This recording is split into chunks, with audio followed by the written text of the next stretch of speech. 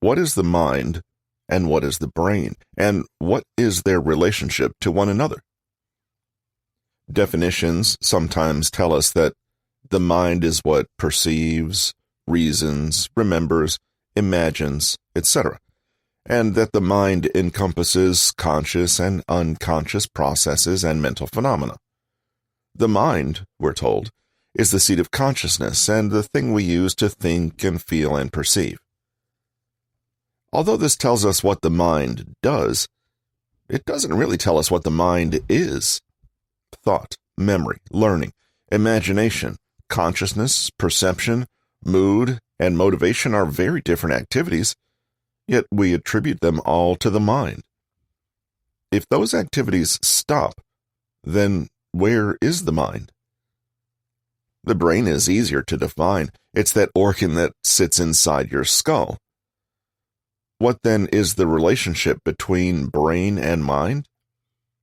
Consider that a human being is like an instrument, say a violin. There is the violin itself, the body, the neck, the strings, the bow.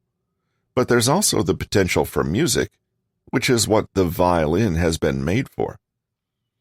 In this metaphor, the brain is the physical violin, and the music it creates is the mind. Brain and mind are two aspects of the same thing, but the brain is, while the mind does.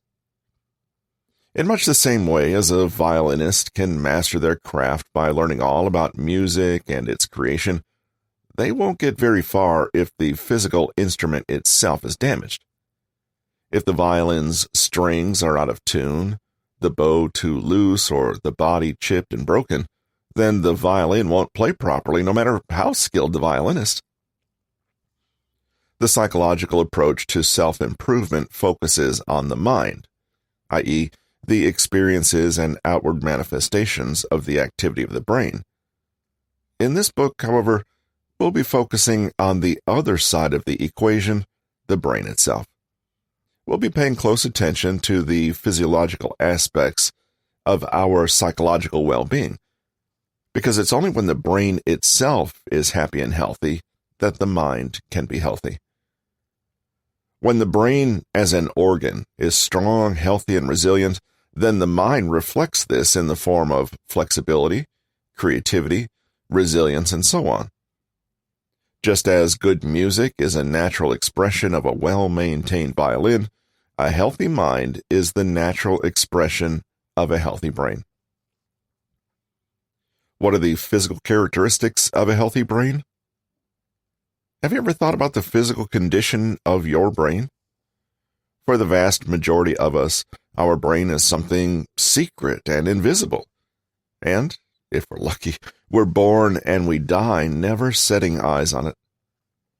Perhaps we forget that it's there at all and don't appreciate that it's composed of living tissues and blood vessels, just like the other limbs and organs of the body.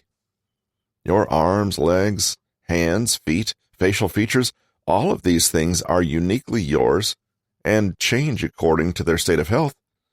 The same is true of your brain, which is just as unique as the rest of you, and the health of which is just as dependent on its environment.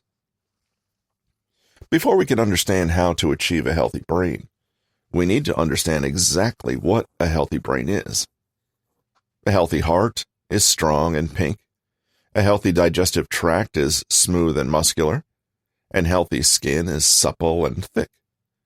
What does a healthy brain look like? Take a look at the image below. It comes from a paper by Pahlavi and Singh, published in the International Journal of Multimedia Retrieval. The image makes it very clear what a healthy brain is not. On the right, we see a brain ravaged by Alzheimer's disease. The ventricles, spaces or gaps, are much bigger. The hippocampus and cortex are both smaller, and the total brain volume is noticeably decreased. The brain on the right can be considered to have undergone rapid aging and deterioration. There's good reason to believe that brain volume is directly correlated with overall brain health and function. One study by UC Davis health researchers has found that human brains are actually increasing in average size over time, with people in the 1970s possessing brains 6.6% larger in volume and 15% greater in surface area than people born in the 1930s.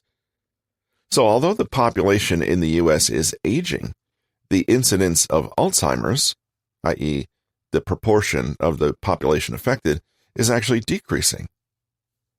Researchers believe that one of the reasons is the increase in brain volume, which may act as a reserve that offsets the shrinking we see in the image above. Larger brain structures, like those observed in our study, may reflect improved brain development and improved brain health. A larger brain structure represents a larger brain reserve and may buffer the late-life effects of age-related brain diseases like Alzheimer's and related dementias, claims author Charles Dick Carley. This brain reserve hypothesis suggests that bigger brains may reduce dementia risk, primarily because of the implications for the way the brain can function. It's not just the fact of size, of course, but what the increased volume represents. Larger brains mean more neurons and more synaptic connections between those neurons. Okay, so a healthy brain is a big brain. What else? Take a look at another set of interesting brain scans. The above are SPECT brain scans, indicating the impaired blood flow in an NFL player compared to someone with a healthy brain. A SPECT scan is a kind of brain imaging technique that uses radioactive substances to create useful images of the body, often the brain or heart. They can be used in particular to show how well blood manages to flow through a certain area and, subsequently, how active and healthy that area is.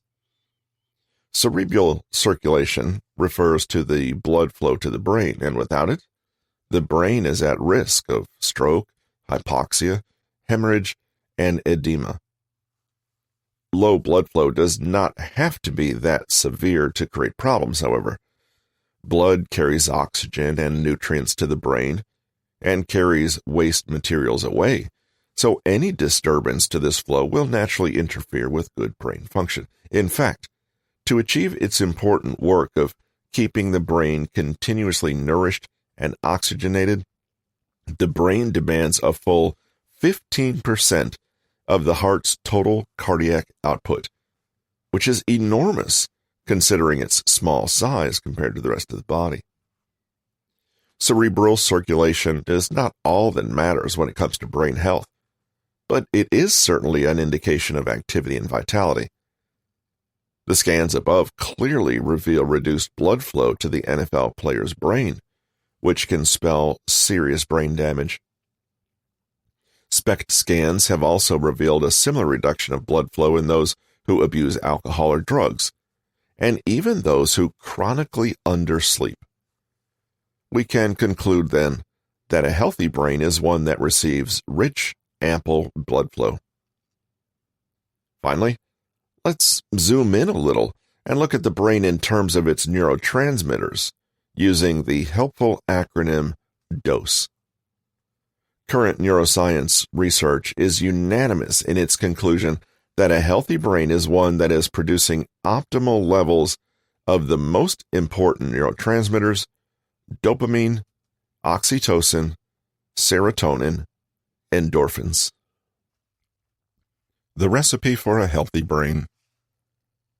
If we want to start building a healthy brain, then we need to know the basic parameters we're aiming for. A healthy brain is large and has a large surface area, is smooth and pink, indicating a good blood flow to and from the brain, and has small ventricles.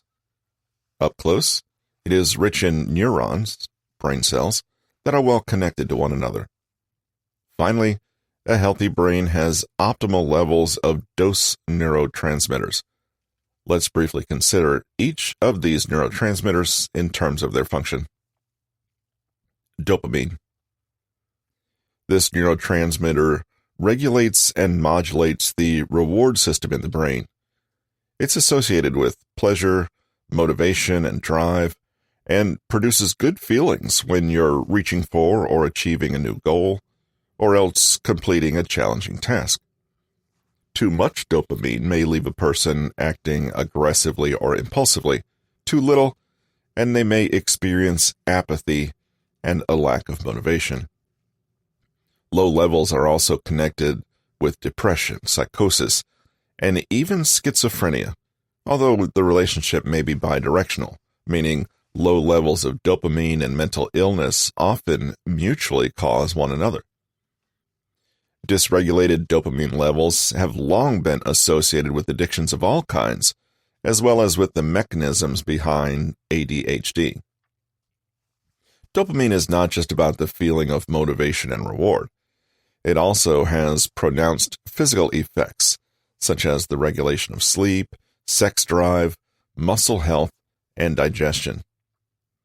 Dopamine function is extremely complex and not merely a matter of levels that are either too high or low. What's more, contrary to popular advice out there, it's neither possible nor desirable to detox from dopamine.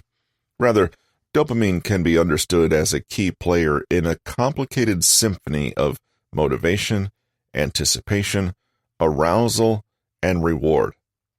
What matters is timing and its effective interactions with other neurotransmitters. Oxytocin. Oxytocin is often called the love hormone and is associated with feelings of warmth, liking, trust, and closeness. Its role is the creation and maintenance of social relationships, since it creates feelings of security and calm contentment with others. Oxytocin plays a role in human reproduction, such as in sex, childbirth, and lactation, and is triggered in response to human touch, massage, music, exercise, cuddling, or even stroking a pet. Just like with dopamine, however, it's a question of optimal levels. Overly high oxytocin has been associated with prostate enlargement in men and too strong contractions during labor. Too little oxytocin may mean weak labor contractions, sexual difficulties, insomnia, and sleep trouble. Serotonin.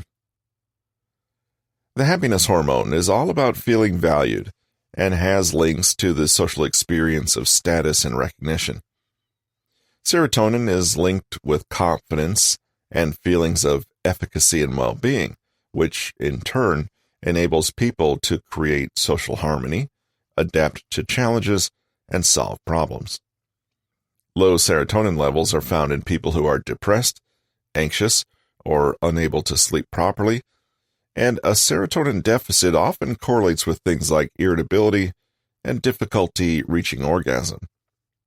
Too much serotonin, on the other hand, can lead to confusion, seizures, and shivering, or so-called serotonin syndrome, which can be a dangerous side effect of SSRIs, selective serotonin reuptake inhibitors. Endorphins. You may have heard about endorphins as the neurotransmitters responsible for runner's high. The term comes from endogenous morphine because these chemicals act like the body's own endogenous painkillers, like morphine, creating a brief euphoria that offsets the experience of physical pain, such as when you've been running for too long and your knees start to hurt. Endorphins are usually released in response to any physical stress, pain, or exertion. Low endorphin levels have been linked to depression, anxiety, sleep problem, substance abuse, migraines, mood swings, and even muscular aches and pains. Endorphin levels rise and fall throughout the day, and they help regulate your sense of self-esteem, your appetite, and your immune system, in concert with all the other neurotransmitters. Endorphins also increase during pleasurable activities like exercise, sleeping, eating, and sex. Higher levels may feel good, but they also make some people chase the feeling a little too obsessively, creating unhealthy habitual behaviors such as exercise addiction, thrill-seeking, or even self-harm. In the recipe for a healthy brain, we can imagine that these 4 neurotransmitters, as well as many others, combine to create sophisticated brain states that influence our experience in subtle and profound ways. Rather than trying to tweak each level separately, however, we can instead see our goal as the creation of an external environment that best supports our brain's innate ability to balance and regulate itself. By creating the optimal conditions, we allow our brain to find its own natural and healthy equilibrium. In the rest of our book, we'll be exploring the many ways to support our brain health, especially as it's manifested through the activity of the neurotransmitters. The good news is that the brain is part of the body, and that means that everything that is healthy for the body in general is also healthy for the brain. Consistent, good quality sleep and rest, adequate hydration, manageable stress levels, physical exercise, fresh air, a happy, meaningful, and integrated social life, challenging work, achievable goals and a purpose, joy, pleasure, and fun, reducing harmful elements like alcohol, processed food, drug use, or chronic stress. So, to conclude, what are the physical characteristics of a healthy brain? We can say that a happy brain is large, well-connected, and with healthy blood flow and optimal and balanced levels of neurotransmitters. Now, unless you have brain scan gadgets in your home, or supernatural abilities, chances are you won't get to peek inside your own skull anytime soon, and you won't easily know how healthy your brain is given these metrics. What you can do, however, is consult the best research evidence and make educated decisions about your lifestyle so you can give your brain the best chance at health and vitality. You can also pay close attention to the quality of your mind and make inferences about the health of your brain, remembering that the way we think, feel, and perceive is directly connected to the physical health and functioning of our brain. For example, if you consistently find yourself feeling unconfident, anxious, or undervalued, you may become curious about the way serotonin is functioning for you and start to take steps known to support ideal serotonin balance in the brain. In fact, this is the theme for our next section. Sunlight and serotonin. Andrew Hummington is the founder of Neuromastery and the author of The Neuroscience of Morning Routines, How to Increase Dopamine and Motivation. According to him, what happens to you in the hour after you wake up primes your brain for the rest of the day, for better or worse. We've all experienced those fantastic mornings where we feel energized and focused and zoom through our tasks with zest and clarity. And then there are some mornings where we feel sloppy, unorganized, and grumpy, and can't seem to do anything we set our minds to. The thing making all the difference? It may be sunshine. Hummington claims that sunlight shining directly into your eyes within the first hour of waking doesn't just feel good. It genuinely is good for your health and well-being. Human circadian rhythms have evolved over thousands of years, and our wake-sleep biology is tightly modulated by the signals received from the environment.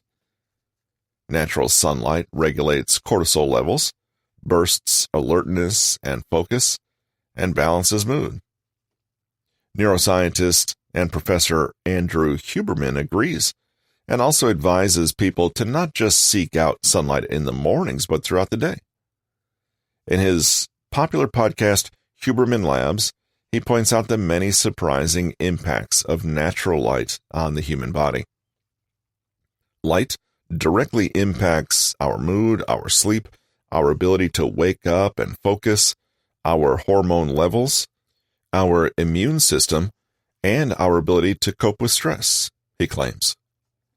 I consider viewing morning sunlight in the top 5 of all actions, along with sleep, movement, nutrient intake, and relationships that support mental health, physical health, and performance.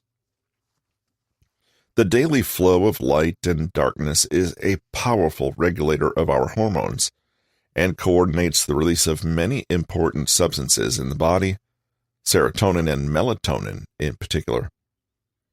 While sunlight triggers the release of serotonin, which leads to enhanced mood, calm, and focus, darkness triggers melatonin release, which leads to the body's preparations for sleep.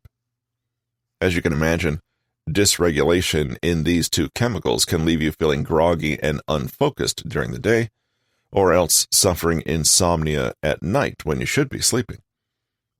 Simply imagine that serotonin enables a state of general wakefulness in your brain, and that the sun acts as a kind of switch for that serotonin release. It's not just wakefulness either, but also mood. Researchers for the National Institute of Mental Health, led by Samer Hattar, found a direct correlation between sunlight levels and the experience of SAD, seasonal adjustment disorder, a condition characterized by low mood during the winter months. In the past, researchers believed that the eye contained only 2 kinds of cells, rods and cones.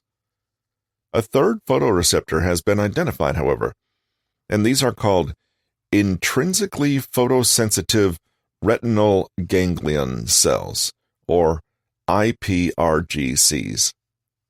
Their job is to receive and perceive light, but they're not part of the ordinary image creation machinery of the rest of the eye.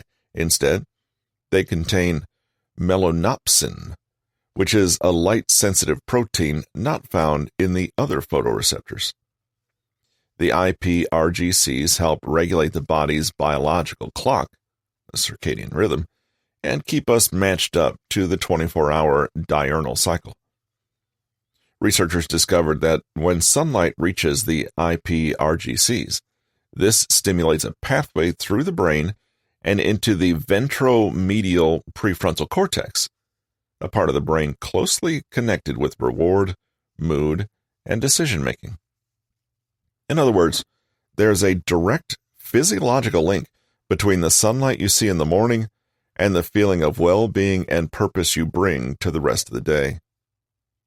You don't need a neuroscience degree to understand that it's a good idea to maximize sunlight exposure. Here are a few of Huberman's tips for getting the most of the sunshine, even if it's winter or you don't live in a sunny place. 1. Gaze in the general direction of the sun without actually staring at it, which is obviously damaging for your eyes. Staring at any bright light for too long, natural or artificial, can create eye tension. Instead, just imagine that you're a sunflower and gently facing the sun without looking squarely at it. 2. Contacts and eyeglasses, even those with UV protection, won't interfere with your morning sunlight viewing, and they won't affect the stimulation of the iPRGCs. Try to avoid sunglasses, however, since these may actively prevent certain wavelengths from entering the retina. 3. Aim for a minimum of 5 to 10 minutes of sunlight on sunny days and 15 to 20 minutes on grayer days. You don't have to sit there motionless. Try having a walk, drinking your coffee, having breakfast, journaling, or engaging in pleasant conversation while in the sunshine. A daily routine of this kind will provide stability and consistency to your sleep habits. 4. Don't worry about cloudy days. You can still achieve some benefit by merely sitting by a bright enough window.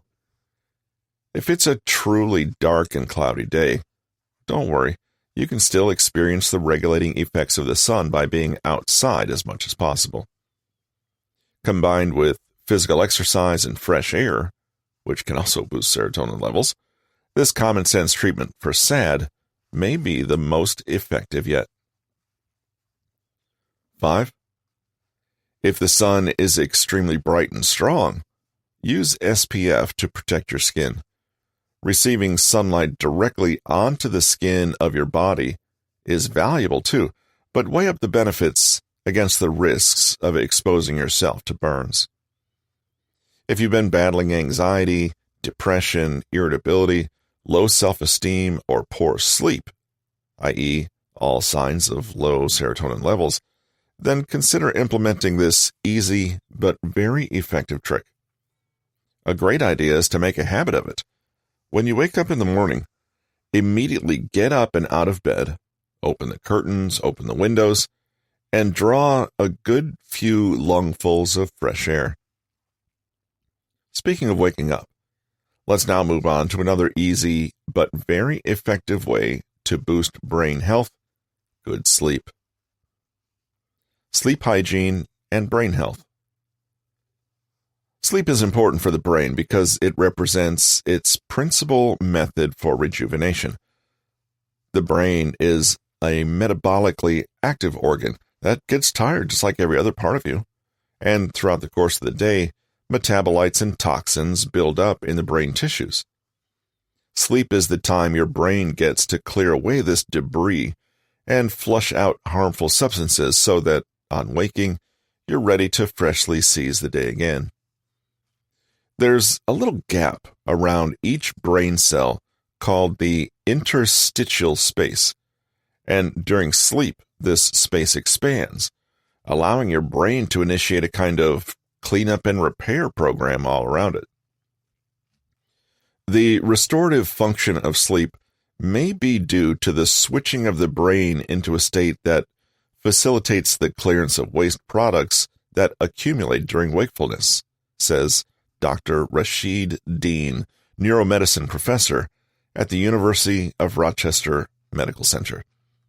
The brain, unlike other organs in the body, isn't linked up to the body's lymphatic system, which would normally clear away accumulated toxins. Instead, the cerebrospinal fluid continuously cycles throughout the brain, and during sleep, once the interstitial spaces have expanded, it can transfer toxins over to be flushed away. You can think of this process as a little like someone cleaning up their house after they've just hosted a party. There's no point cleaning up while the guests are still there and having a good time. And besides, the host is needed to take care of their guests and socialize. Only when the party's over and everyone has gone home does the host get to work tidying up. Your brain is the same. It cannot initiate the cleanup program while it's still doing the work of the day. It's only during sleep that it switches roles. The day is for spending your cognitive budget. The night is for earning it back. If you've ever had a very poor night's sleep, you're already well aware of just how much your brain needs this cleanup and repair routine, and how quickly you can fall behind without it. Even one night of poor quality sleep can leave you feeling groggy, unrefreshed, and unable to concentrate or think clearly. Interestingly, one of the materials cleared away during sleep is called beta amyloid, and its buildup is associated with the development of dementia conditions like Alzheimer's. One study linked sleep deprivation with the development of harmful amyloid plaques. Dr. Adam Spira, the research lead, claims that for a long time, scientists believe that people with dementia don't sleep well because their brains are adversely affected by neurodegenerative disease. But within the last 10 years or so, researchers have begun pondering whether insomnia might also be a potential cause of cognitive decline, rather than simply something that emerges as a result of a neurodegenerative disease. In other words, dementia may be a symptom of sleep deprivation and not the other way around. Don't panic about having a few poor nights here and there, however. This is unlikely to bring on dementia, and the correlations between sleep and cognitive impairment are multifactorial and still being investigated. However, the results are clear. Sleep is extremely important. The golden rules of good sleep. Sleep is a strange lifestyle habit. Many of us simply assume that a good night's sleep is natural and automatic, and not something you can necessarily be good at. But even though sleep is a normal and healthy part of life, it does sometimes take deliberate effort to practice good sleep habits. The first thing is to realize that your current routine may not in fact be working for you, even if you've done it for years. Though the tips below may seem a little basic, their value becomes evident when they're most consistently applied. If making changes to your sleep is not something you've really done before, a good first step is just to monitor your present situation for a week or two. This is because self-reports of sleep quantity and quality are often distorted, i.e., we are usually poor judges of the quality of our own sleep. Keep a log of daily bedtimes and wake times, and rate your feeling of refreshment upon waking each morning, as well as how alert and energized you felt during the day when you go to bed. Keep track of things that may be influencing your sleep, like alcohol intake, stress, irregular work patterns, and the like. Then look for patterns. You may be surprised at what you find when you deliberately monitor yourself. Once you have a good idea of where you may be falling short, consider gradually implementing some of these golden rules. Keep it consistent. Go to bed at the same time each night and wake up at the same time each morning. There's no point in trying to bank sleep on the weekend to counterbalance late nights during the week, for example. It's not just the number of total hours that counts. The consistent routine matters more. Have a bedtime routine. Try not to dive straight into bed, but rather ease into sleep by having a buffer period where you slowly unwind and relax. Rituals prime your brain, cement good habits, and prepare you for better quality rest. Good rituals include any soothing activities you like, such as a warm bath, light reading, snuggling, or meditating. Avoid heavy conversations, exercise, and big meals, and try to reserve your bed for sleeping only or sex. Avoid using your bed as a place to watch TV, eat, study, or browse social media, since you'll be teaching your brain to associate your bed with activity rather than rest. Banish electronics and screens. Your bedroom should be a haven away from blinking lights and glowing screens. Keep TVs, digital clocks, laptops, and other devices out, and make sure that no bright LED lights are blinking in the darkness. You might like to keep your phone next to your bed in case of emergency, but if so, keep it on silent and put it inside a drawer where you cannot see or hear it. Have a caffeine cutoff. Whether you drink tea, coffee, or soda, have a cutoff time beyond which you won't drink any more caffeine-containing beverages. Even chocolate can aggravate caffeine-sensitive people, so try to avoid anything potentially triggering after 3 p.m. or so. You may also choose to cut down on liquids in general to avoid having to wake up at night to use the bathroom.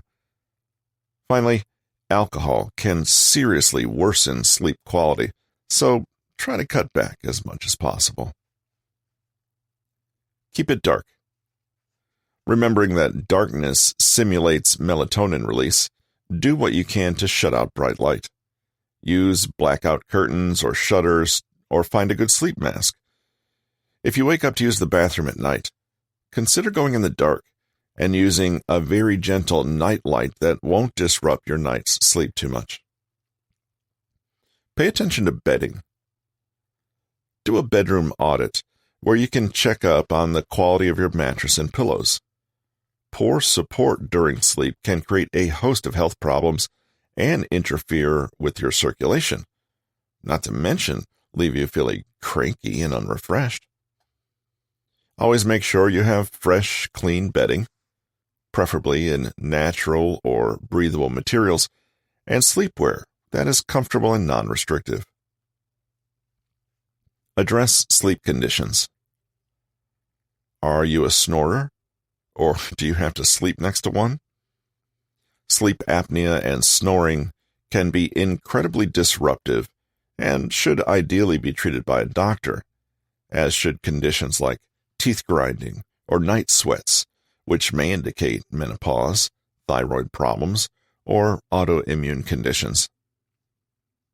One great piece of advice comes from Dr. Jess Andrade, who popularized her 10-3-2-1-0 method on social media. It's a simple rule of thumb that helps you gradually count down to bedtime. 10 hours before bed, stay away from certain drinks, coffee or tea, to give your body enough time to flush the caffeine from your system. 3 hours before bed, this should be the time of your last meal, and preferably it should not be a heavy one. This reduces strain on your digestive system and prevents things like reflux or even nightmares. 2 hours before bed, deliberately start relaxing and unwinding. Essentially, start allowing your brain to unplug. A mental break will help you fall off to sleep more easily and improve the quality of rest once you're asleep.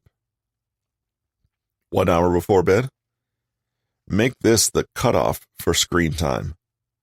Blue light can be hazardous for sleep since it resembles morning light and triggers wakefulness, confusing both your body and brain. 0. In the morning, when you wake up, fully wake up. Don't hit the snooze button and don't linger around in bed for too long. Instead, get up, move, breathe deeply, and find yourself some natural light. This will help you start the day refreshed and ready to go. Interestingly, one of the best predictors for a good night's sleep may be the quality of the morning that came before it. So set the stage right and give yourself the best chance for deep, truly restorative sleep. If sleep is an issue for you, it may be that you've gotten stuck in a vicious cycle. A study done by Simon et al. Showed that sleep deprivation can negatively affect the medial prefrontal cortex. Because this part of the brain is involved in anxiety management, a lack of sleep can leave you feeling less able to manage stress, regulate your emotions, and deal with everyday problems and irritations. At the same time, sleep deprivation can lead to overactivity in the amygdala, which correlates with emotional instability and stress. The trouble is that if you're already irritable, emotional, and stressed, you're less likely to take steps that support your good health. Feeling strung out from a hard day, you may decide to treat yourself to a late night, spend too much time doom scrolling or watching TV, drink too much, overeat, or otherwise engage in habits that destroy your sleep quality, and the cycle continues. This is why it's worth being patient when you make changes to your sleep routine. It may feel a little uncomfortable at first, but soon the changes will start to feel more natural, and the vicious cycle will be reversed. Eventually, you'll find it much easier and more enjoyable to have healthy sleep habits.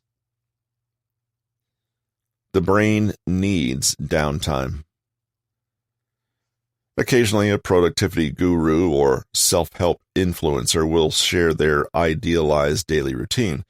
They'll show an impressive daily schedule that includes 8 hours of perfect sleep, plenty of exercise, big chunks of effective work, and a string of other beneficial activities crammed in between. Conspicuously absent from these minutely programmed schedules is one unappreciated part of a healthy life: rest. Sleep is essential, of course, but sleep is not the same as rest, and the body and brain need sleep and rest. Unfortunately, our productivity-obsessed culture can make us uncomfortable with the idea of big empty gaps in our calendars where we're not doing anything. We prefer that everything be productive, even our non-productivity. So we treat even rest and contemplation as just one more stressful item on the to-do list. Meditate for 10 minutes, then journal, and find something to be grateful for, then do a breathing exercise perfectly, then look at nature for 15 minutes, then get back to work.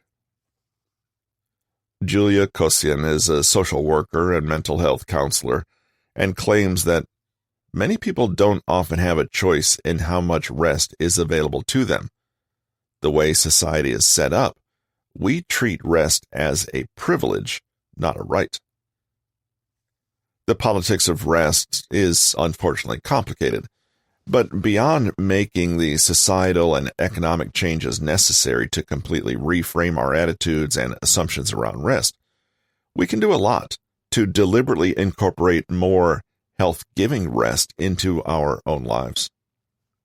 When you rest, your brain is no longer active, which means its energies and efforts can go elsewhere, namely to consolidating what has already transpired in the more active parts of your day. Like everything in nature, your brain's alertness and strength rises and falls in cycles, with rest enabling and supporting action. Too many people have the attitude that rest is a kind of defeat, a sign of weakness, an indulgence, a rare and unfortunate lapse, a treat or reward, or perhaps even a sign that something is wrong. Negative attitudes like these can make us feel that rest is simply doing nothing, or a mere absence of something with real value. The truth is, rest is not nothing. It's a little like the moments of silence between the notes in music, or the empty space between each word printed on a page. These gaps are not nothing, and they serve as important a function as the notes in the words. You can't have music without silence, or writing without white space. Similarly, you cannot have active thinking, creativity, and problem-solving, emotion, and perception without the brain's own version of empty space. That is, rest, contemplation, relaxation, and open-ended dreaming. How often have you struggled over a problem only to find that the answer occurred to you at some random moment when you weren't even thinking about it? How often have you woken up with a fresh, useful idea in your mind, all without your conscious effort to create it? Taking breaks is an art form. There are better and worse ways to take breaks. Some less than ideal ways include working yourself to death and stopping only because you literally can't go on. Taking a break while anxiously ruminating about the things you're not doing or the things you'll do once your break is over. Taking breaks that you think you should find relaxing even though you really don't. Relegating breaks to the leftover bits of time in your schedule, or treating breaks as the lowest priority to be scheduled only if you get around to it. Counting sleep as rest. The goal, if we can risk saying that there is one, is to completely relax your nervous system and disengage from conscious, active mental effort. Luckily, this broad definition leaves you plenty of room to rest in a way that works for you. If meditation is boring and irritating, then give it a skip. If you find yourself truly unplugging when you go for a walk or do a strenuous workout, then do that. For some people, a few hours spent chatting over nothing with friends is the most deeply restorative activity they can imagine, depending, of course, on who the friends are. What calms and rebalances one person may actively stress out and annoy another, so don't be afraid to experiment a little. It may be that context and timing matters. For example, you find cooking relaxing and restful when you're doing it on holiday, but stressful on busy weeknights. The idea is to simply stop and let go. Shift from doing mode and into being mode. This means that you may need to refrain from planning what you do during rest periods at all. Simply allow yourself to be a little directionless for a moment. Don't take any further information in. Don't process anything. Don't respond and react. Just be with yourself in the moment and settle. Kosian further explains, it's not inherently bad that we want to set goals and achieve them. This helps us contribute to work and home environments and use our time in a way that gives us meaning. But the idea that we have to constantly be doing something is born from there, and it can make it hard to pause for rest. Sometimes the biggest obstacle to our own deep rest is not the demands of our job or other people's expectations, but our own beliefs and assumptions about value, effort, and what a good life should look like. It's no wonder that rest and self-compassion go hand in hand. If we can give ourselves permission to just be, without earning our sense of worth through action and production, then we may find it easier to take care of ourselves, respect our limits, and find value in who we are outside of what we do. There is no need, and indeed no way, to maximize rest or to do it competitively. Nobody's watching and scoring you, and you don't need to compare yourself to anyone else. The irony is that when we return to a more active mode after resting, we often feel ourselves to be more focused, stronger, more creative, and more energetic. The big insight, of course, is that rest never undermines or takes away from our productivity. It is what allows our productivity. Victoria Garfield is a senior research fellow at the Medical Research Council Unit for Lifelong Health and Aging, and she and her team published a study in the journal Sleep Health. The study analyzed data from more than 35,000 adults and found that people who made a habit of daytime napping tended to have greater brain volume. In fact, they found that there was an average volume increase of 15 cubic centimeters, an amount her team estimated correlated with 2.5 to 6.5 years of life. Quite a big thing in terms of the age of the brain, said Garfield. And we think that's really important because a lower total brain volume is linked to certain diseases, earlier mortality, and higher stress levels. A 2017 study by Richard Chambers found that people who took on a meditating habit actually showed performance improvements on cognitive tests, and another study showed that as little as 12 minutes a day of meditation helped improve the working memories of U.S. Marines. Meditation breaks increase brain volume, thicken the prefrontal cortex, and improve the density of the hippocampus, which is essential for the functioning of the memory. Rest, no matter the form it takes, allows the brain to stop and find its balance again. Neurotransmitter levels stabilize, stress and tension drop, and the brain disengages. Luckily, resting is the easiest thing in the world. We just have to get out of our own way long enough to do it. A few ideas for gently shifting your attitude around rest. Notice that when you start to think of busyness as a badge of honor, and instead start to see value in having the wisdom to take care of and regulate yourself. Scheduling breaks is great because you're telling yourself that you value your downtime.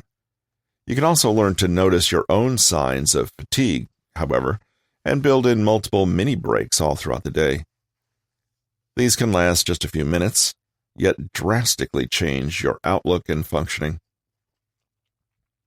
Social media scrolling and reading the news are not restful activities. since they actually stimulate information processing and likely stir up emotional arousal too. Get into the habit of doing a quick body scan where you pause to take stock of your energy and attention levels. Notice your breathing, muscle tension, mood, posture, and ability to concentrate. If you're feeling fatigued and losing focus, consciously choose to pause and come back later when you're more refreshed. Set the stage.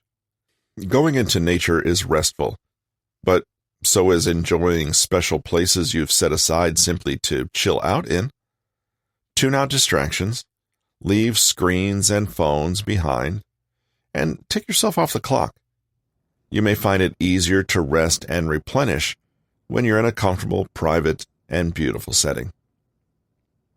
Sometimes, simply stepping away from an intense activity is enough to help your brain disconnect and start to consolidate. Go for a short, brisk walk, change tack, and do some cleaning or other household chores, have a shower, or simply get up and stretch or move around. Protect your rest time from others who would encroach on it. Politely but firmly assert your limits, and don't let guilt or obligation make you feel that you owe other people your productivity. Summary. The mind is the expression of the activity of the brain. Only when the brain is healthy can the mind be healthy.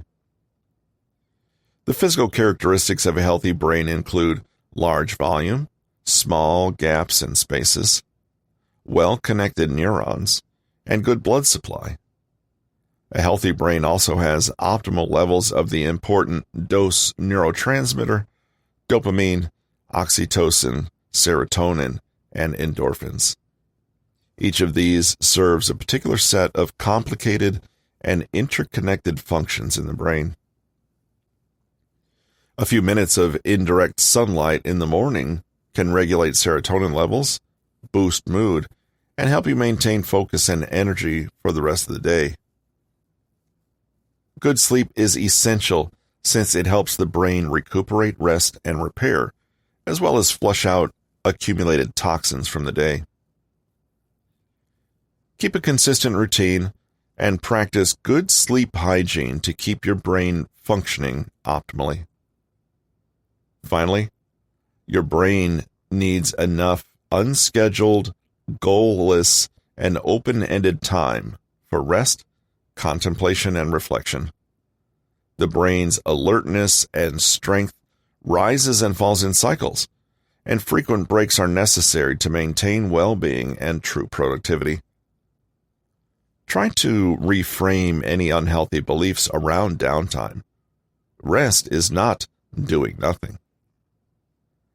Completely relax your nervous system and disengage from conscious, active mental effort and shift from doing into being in a way that works.